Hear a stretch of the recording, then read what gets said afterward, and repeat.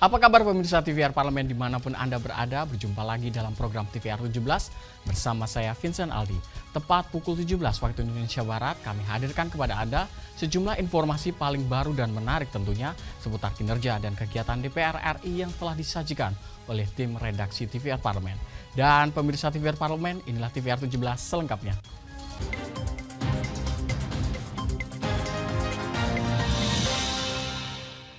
Pada rapat kerja Badan Anggaran DPR RI dengan pemerintah yang membahas penetapan postur sementara Rancangan Undang-Undang Anggaran Pendapatan dan Belanja Negara atau RUU APBN 2025, anggota Banggar DPR RI menyoroti perubahan sementara pada poin belanja kementerian dan lembaga yang akan digunakan untuk program Quick Win pada pemerintahan baru pada tahun 2025. Badan Anggaran DPR RI berharap ruang fiskal yang diberikan kepada pemerintah terkait penambahan belanja kementerian, lembaga mampu mendukung visi Presiden terpilih dalam menjalankan pemerintahan di tahun 2025 dengan baik.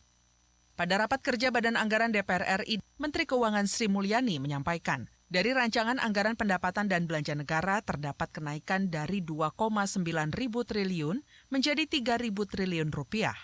Menanggapi hal tersebut, anggota Banggar DPR RI Fauzi Amro menyoroti perubahan sementara pada poin belanja kementerian dan lembaga yang akan digunakan untuk program Quick Win pada pemerintahan baru tahun 2025. Baik belanja KL maupun transfer ke daerah, belanja KL ada beberapa penambahan titik poinnya. Satu adalah tentang makan bergizi gratis, itu kurang lebih 71 triliun. Yang kedua adalah pemeriksaan kesehatan gratis 3,2 triliun. Ditambah lagi renovasi sekolah, itu kurang lebih 20 triliun. Terus ada rencana itu lumbung pangan nasional, daerah dan desa kurang lebih 15 triliun. Jadi total tambahan dalam belanja KL tadi itu disepakati 117 triliun. Nah kami berharap ruang fiskal yang diberikan DPR ini masuk bagian daripada visi Pak Prabowo ketika dia menjabat pada tanggal 20 Oktober nanti.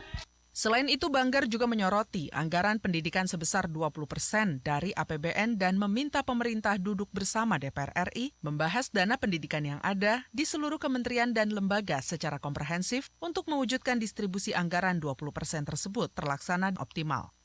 Halim dan Temi, TVR Parlemen, melaporkan. Anggota Komisi 4 DPR RI mendorong Bappenas mempersiapkan program makanan bergizi oleh pemerintahan baru dengan tepat sehingga tidak mengganggu persediaan bahan pangan dan dapat mengantisipasi kurangnya capaian produksi pangan di tahun 2025. Untuk menjaga kemandirian pangan dan mendukung program makanan bergizi oleh pemerintahan baru, Badan Pangan Nasional diharapkan dapat memperhatikan persediaan, kestabilan harga, dan kelancaran distribusi bahan pangan di seluruh Indonesia. Badan Pangan Nasional atau Bappenas mendapatkan pagu anggaran tahun 2025 sebesar 329,9 miliar rupiah yang akan dialokasikan pada beberapa program, seperti program ketersediaan, akses dan konsumsi pangan, program keamanan dan kewaspadaan pangan, serta keperluan dukungan manajemen teknis lainnya. Terkait hal itu, anggota Komisi 4 DPR Johan Rosihan mendorong Bappenas mempersiapkan program makanan bergizi oleh pemerintahan baru dengan tepat sehingga tidak mengganggu persediaan bahan pangan dan dapat mengantisipasi kurangnya capaian produksi pangan di tahun 2025. Kita bicara soal rencana pemerintah punya program makan bergizi itu kan. Nah, berarti kan pasti akan ada nambah, kebutuhan kita akan beras, kebutuhan kita akan daging, kebutuhan kita akan telur. Nah semua ini kan harus disiapkan, harus kita antisipasi. Nah saya tadi menyarankan dalam rapat kerja dengan Pak Bappenas adalah bagaimana kita hitung betul, jangan sampai nanti pengalihan stok untuk memenuhi program itu malah mengakibatkan terjadi kekurangan bahan pangan di tingkat masyarakat. Dan ini kan terus terjadi. Tidak ada itu saja, gejolak harga pangan di masyarakat ini kan kita tetap jadi seperti itu. Johan Rosihan juga meminta Bappenas memastikan ketersediaan dan produksi bahan pangan, mengantisipasi keperluan impor, serta menjamin kelancaran alur distribusi bahan pangan pokok, sehingga dapat menjaga stabilitas harga bahan pangan pokok di Indonesia. Ferdian dan Rangga, TVR Parlemen, melaporkan. Jelang pelantikan anggota DPR RI terpilih 2024-2029, sebanyak 349 Maksud kami 345 anggota DPR RI baru dijadwalkan mengikuti kegiatan pemantapan nilai-nilai kebangsaan yang digelar Lembaga Ketahanan Nasional, Komisi Pemilihan Umum, dan Sekretariat Jenderal DPR RI. Jelang pelantikan anggota DPR RI terpilih 2024-2029, sebanyak 345 anggota DPR RI baru dijadwalkan mengikuti kegiatan pemantapan nilai-nilai kebangsaan yang digelar Lembaga Ketahanan Nasional, Komisi Pemilihan Umum, dan Sekretariat Jenderal DPR RI, dan akan diselenggarakan selama kurang lebih 1 pekan, dimulai pada tanggal 21 sampai 28 September mendatang. Sekretaris Jenderal DPR RI Indra Iskandar menyebut, selain pemantapan nilai-nilai kebangsaan, kegiatan ini juga akan mengundang pakar untuk membahas perihal kondisi geopolitik Indonesia di tengah perubahan politik global. Menurut Indra, kegiatan tersebut sudah dipersiapkan selama kurang lebih 1 tahun, sehingga seluruh kebutuhan kegiatan telah dipersiapkan dengan matang oleh Sekretariat Jenderal DPR RI, Lemhanas, dan juga KPU. Seperti yang sudah memang untuk anggota DPR baru, khususnya yang baru terpilih ya, yang newcomer, memang ada pembekalan tentang wawasan kebangsaan gitu ya, termasuk di dalamnya adalah pembekalan berkaitan dengan pemahaman geopolitik Indonesia di tengah perubahan global. Jadi itu nanti pemetaan itu akan disampaikan oleh para pakar yang difasilitasi oleh Lemhanas. Hari ini DPR bersama Lemhanas, bersama KPU, kita memastikan semua rangkaian-rangkaian acara pembekalan wawasan kebangsaan tersebut sesuai dengan rencana. Kegiatan pemantapan nilai-nilai kebangsaan anggota DPR RI akan dilaksanakan di 2 lokasi, Jakarta dan Sukabumi, Jawa Barat. Panji dan Yoga, TVR Parlemen melaporkan. Sebanyak 88 kasus cacar monyet dengan varian 2B telah terdeteksi di Indonesia sejak tahun 2022 hingga Agustus 2024. Sebagai langkah antisipasi penularan penyakit cacar monyet, Komisi 9 DPR RI mendesak pemerintah untuk segera mengambil tindakan serius dan melakukan pendeteksian dini. Kami hadirkan informasi selengkapnya sesaat lagi, tetaplah di TVR 17.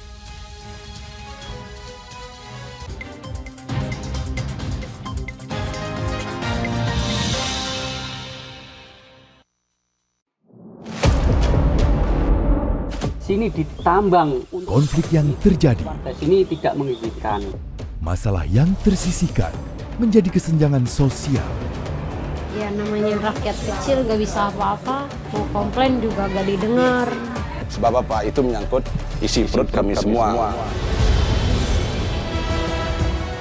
Bagaimana memutus keterbatasan untuk didengar?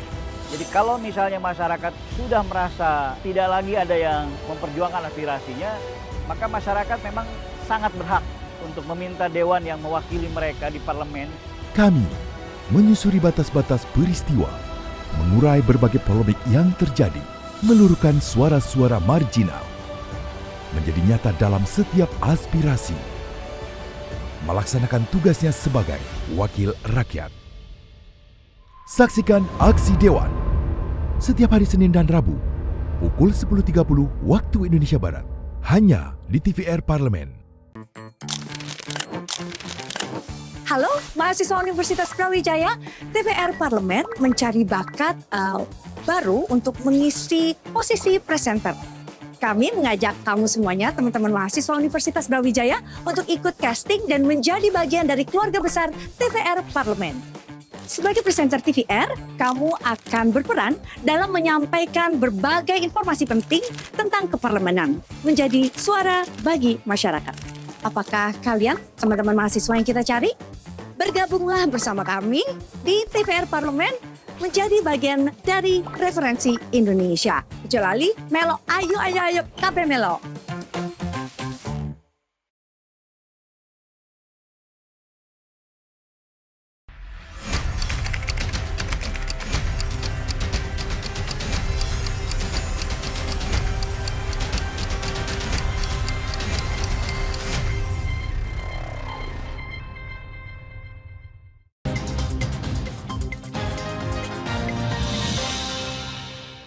Kembali di TVR 17, pada Agustus 2024, World Health Organization atau WHO menaikkan status penyakit cacar monyet menjadi Public Health Emergency of International Concern.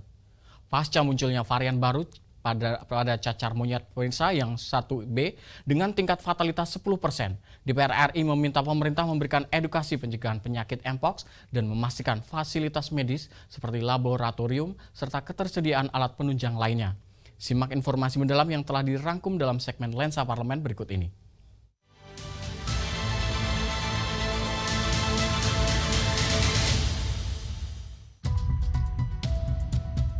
Cacar monyet atau monkeypox masih menjadi perhatian serius di berbagai negara termasuk Indonesia. Sebanyak 88 kasus cacar monyet dengan varian 2B telah terdeteksi di Indonesia sejak tahun 2022 hingga Agustus 2024. Yang paling banyak terjadi di wilayah Jawa dan Kepulauan Riau. Pada Agustus 2024, WHO menaikkan status penyakit cacar monyet menjadi Public Health Emergency of International Concern akibat adanya varian baru cacar monyet 1B dengan tingkat fatalitas 10%. Sementara tingkat fatalitas varian 2B yang masuk ke Indonesia mencapai 0,1%. Sebagai langkah antisipasi penularan penyakit cacar monyet, Komisi 9 DPR RI mendesak pemerintah untuk segera mengambil tindakan serius dan melakukan pendeteksian dini. Kementerian Kesehatan perlu memantau ketat terhadap kasus yang muncul di setiap wilayah, melakukan pelacakan terhadap orang yang kontak erat dengan pasien Mpox dan meningkatkan kewaspadaan di pintu masuk bandara atau pelabuhan, serta pemberian vaksin bagi kelompok beresiko tinggi. Saya kira harus menjadi perhatian serius bagi pemerintah. Maka tracer kasusnya harus segera dilakukan. 88 kasus itu kemudian diisolasi, dikarantina, agar tidak menular pada orang lain. Kemudian keluarga terdekatnya divaksinasi. Ya, kalau bisa 2 kali. Biar tidak menyebar ke orang lain dan dia punya imunitas yang cukup agar tidak terkena. Lalu juga penting bagi negara ini pintu masuk negara, bandara, pelabuhan, terutama yang di negara Afrika, Thailand yang kasusnya tinggi, ini harus di screening. Yang panas, yang suhunya naik, yang dia di bandara, segera dicek apakah dia terkena monkeypox apa tidak. Kalau tidak, maka nanti penyebarannya akan terjadi di mana-mana. Meskipun monkeypox ini tidak secepat COVID-19. Selain melakukan deteksi dini, pemerintah perlu memberikan edukasi pencegahan penyakit Mpox dan memastikan fasilitas medis seperti laboratorium serta ketersediaan alat penunjang lainnya seperti reagen PCR, obat-obatan, dan stok vaksin di fasilitas kesehatan di seluruh wilayah di Indonesia terpenuhi, utamanya di daerah dengan tingkat penularan Mpox yang tinggi. Melalui strategi pencegahan ini diharapkan mampu menekan angka penularan Mpox di Indonesia.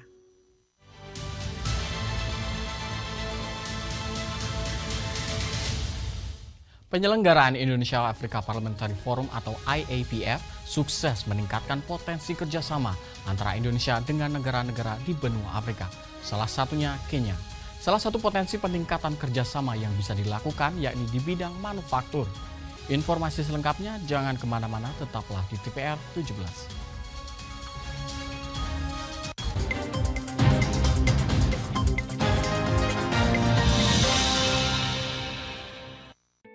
Selamat datang di Biro Pemberitaan Parlemen. Anda memasuki kawasan zona integritas menuju wilayah bebas dari korupsi atau WBK dan wilayah birokrasi bersih dan melayani atau WBBM. Biro Pemberitaan Parlemen berkomitmen penuh untuk mewujudkan wilayah bebas korupsi dan wilayah birokrasi bersih dan melayani. Komitmen kami, pejabat dan jajaran memiliki komitmen tinggi untuk mewujudkan WBK dan WBBM melalui reformasi birokrasi, khususnya dalam hal pencegahan korupsi dan peningkatan kualitas pelayanan publik. Kedua, bebas dari korupsi dengan terwujudnya wilayah bebas korupsi atau WBK, yang artinya bebas dari KKN, gratifikasi dan dari segala bentuk pungutan liar atau pungli. Terakhir, pelayanan prima dengan terwujudnya wilayah birokrasi bersih melayani, yaitu dengan meningkatnya kualitas pelayanan publik dan tercapainya kepuasan masyarakat terhadap pelayanan.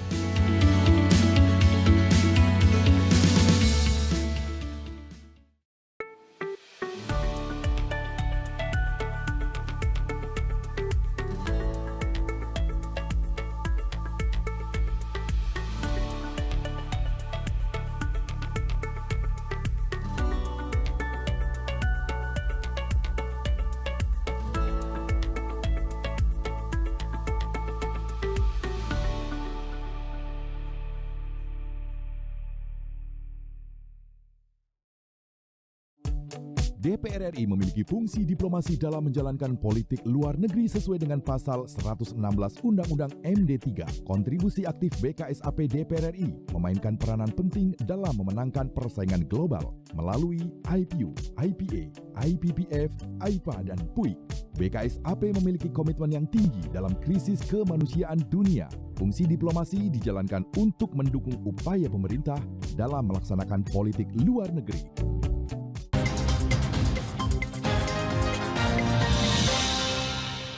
Kembali di TVR 17 pemirsa, melalui peningkatan kerjasama di bidang manufaktur, kedua negara dinilai punya potensi yang bisa dikembangkan untuk kepentingan bersama kedua negara tersebut. Untuk selengkapnya berikut laporan rekan kami Alda Gustari dari Nusa Dua Bali. You're watching the second EIPF from Bali. And now joining us today is Mrs. Deputy Speaker, Mrs. Gladys. Thank you very much for your time. Thank you very much. I'm Gladys Bosch-Soleil, Deputy Speaker in the National Assembly of Kenya. It's a great pleasure to be able to be here today. And a lot of things, some of the issues that have been raised today is just the opportunities available for cooperation between South and South, and particular with Indonesia. And we've realized that there are many areas of cooperation. There are many learnings also in terms of understand, because we know that your GDP is very strong.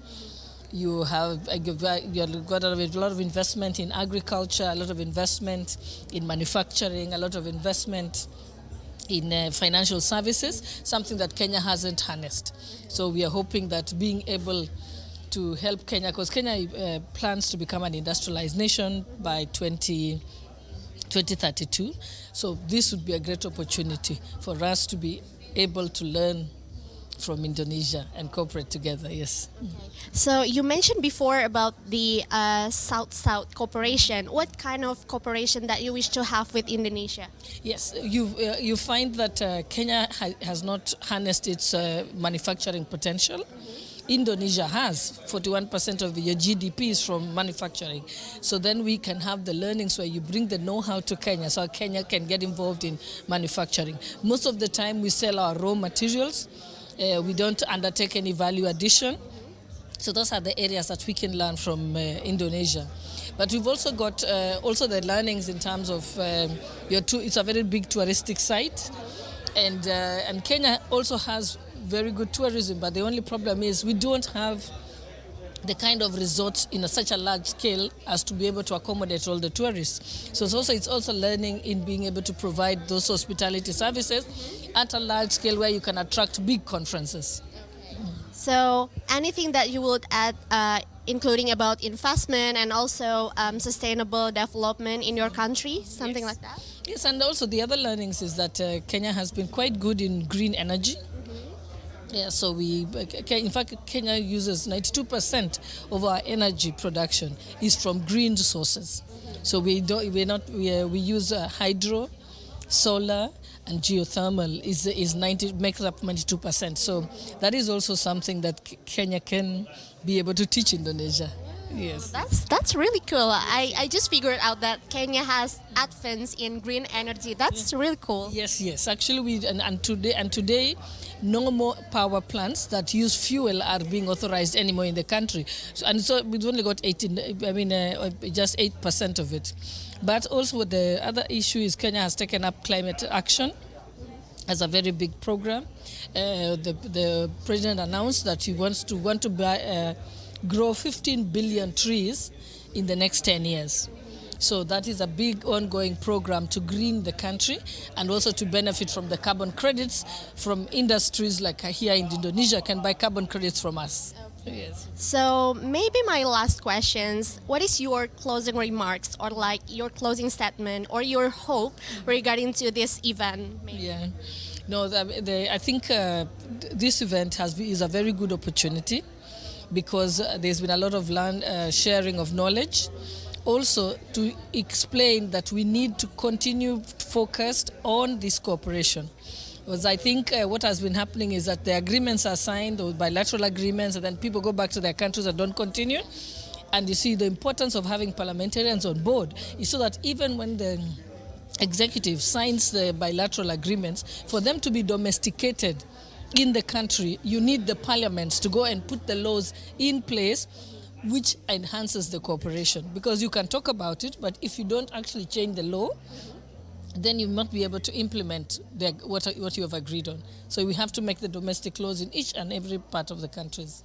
So you are trying to support the government to making laws about the resolution of this event. Yes, and because we can talk about the South and South cooperation, but if you do not have domestic legislation in the various countries that supports that, then you won't be able to carry on the program. So you actually need the parliamentarians on board to be able to sign up in Parliament. Yeah, okay. Thank you very much. That's my interview with Mrs. Gladys, the Deputy Speaker of the Kenya Parliament. Yeah. And don't forget to watch the second IAPF 2024 only on TVR Parliament.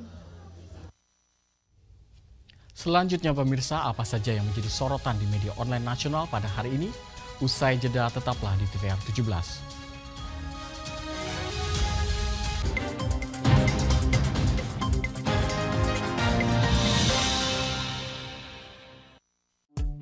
DPR RI memiliki fungsi diplomasi dalam menjalankan politik luar negeri sesuai dengan pasal 116 Undang-Undang MD3. Kontribusi aktif BKSAP DPR RI memainkan peranan penting dalam memenangkan persaingan global melalui IPU, IPA, IPPF, IPA, dan PUI.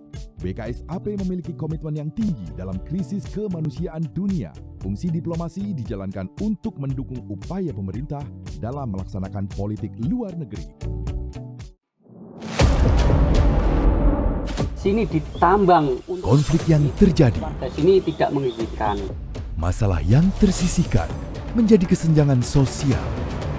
Ya namanya rakyat kecil gak bisa apa-apa, mau komplain juga gak didengar. Sebab apa? Itu menyangkut isi perut kami semua. Bagaimana memutus keterbatasan untuk didengar? Jadi kalau misalnya masyarakat sudah merasa tidak lagi ada yang memperjuangkan aspirasinya, maka masyarakat memang sangat berhak untuk meminta dewan yang mewakili mereka di parlemen. Kami menyusuri batas-batas peristiwa, mengurai berbagai polemik yang terjadi, meluruhkan suara-suara marginal, menjadi nyata dalam setiap aspirasi, melaksanakan tugasnya sebagai wakil rakyat. Saksikan Aksi Dewan setiap hari Senin dan Rabu pukul 10.30 waktu Indonesia Barat hanya di TVR Parlemen.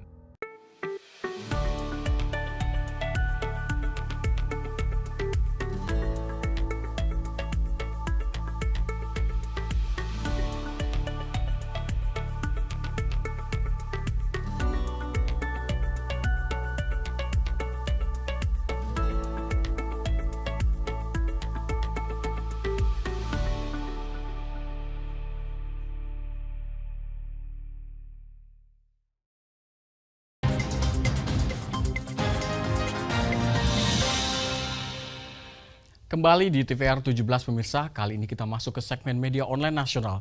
Mari kita simak isu apa saja yang menjadi sorotan media serta tanggapan dari sejumlah anggota Dewan bersama rekan kami Rini Reski.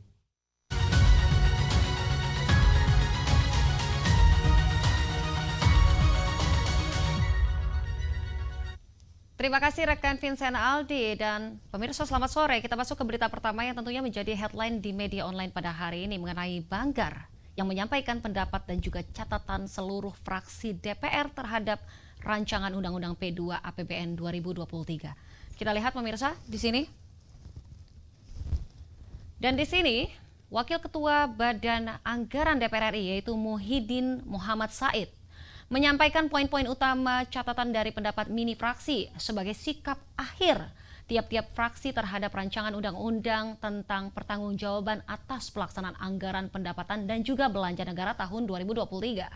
Sebagaimana diketahui pemirsa, pada pembicaraan tingkat 1 di Badan Anggaran, sebanyak 8 fraksi menyetujui atau menerima rancangan Undang-Undang P2 APBN 2023 dan juga menerima dengan catatan rancangan Undang-Undang P2 APBN 2023. Di sini pemerintah diminta meningkatkan kinerjanya dalam merealisasikan anggaran pendidikan 20% APBN dan juga memastikan pemenuhan hak konstitusional rakyat atas realisasi anggaran pendidikan tersebut.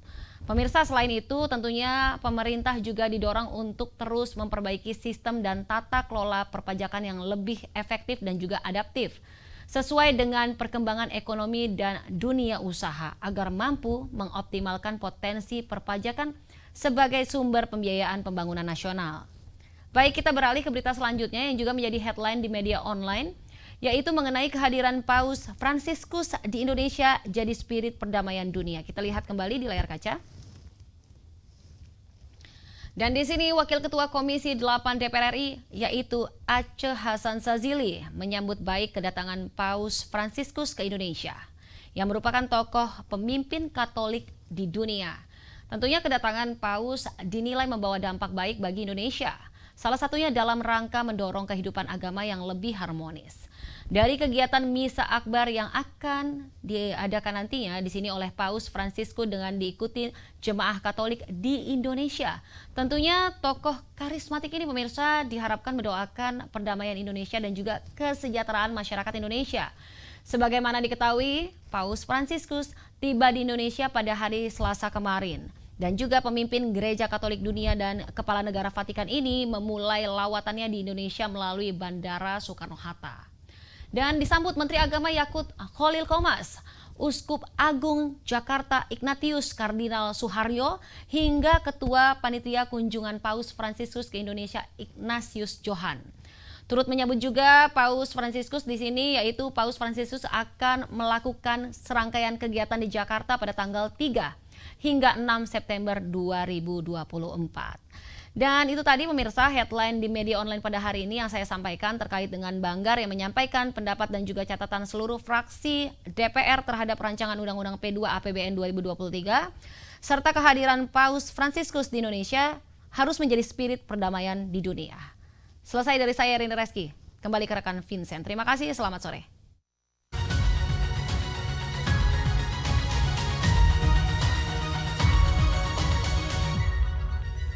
Ya, terima kasih rekan Rini yang telah menyampaikan sejumlah update sorotan dari media online nasional pada hari ini. Segmen media online tadi sekaligus menutup program TVR 17 edisi sore hari ini. Dan saya Vincent Aldi beserta seluruh kru TVR Parlemen yang bertugas mengucapkan terima kasih dan pamit undur diri dari hadapan Anda. TVR Parlemen, referensi Indonesia.